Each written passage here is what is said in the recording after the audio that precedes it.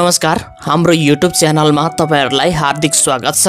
आजको भिडियोमा हामी नेपाल सुन चाँदी व्यवसायी महासंघले तय गरेको दैनिक सुन चाँदी दरको बारेमा जानकारी दिन गइरहेका छौं।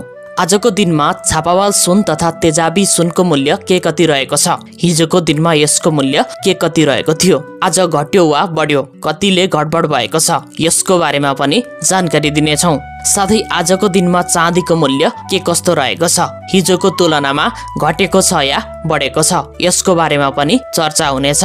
नेपालमा विभिन्न चाडपर्वहरू दशैं, तिहार, छठ, तीज साथै विवाह, व्रतबन्ध, जन्मदिन लगायतका कार्यक्रममा सुन चाँदीको बिक्री वितरण हुने गरेको छ। अझ विवाहमा त सुनको बिक्री वितरण धेरै हुने गरेको छ। जुनसुकै समयमा पनि मानिसको ध्यान सुन चाँदी दर के कति छ भन्नेमा रहिरहन्छ।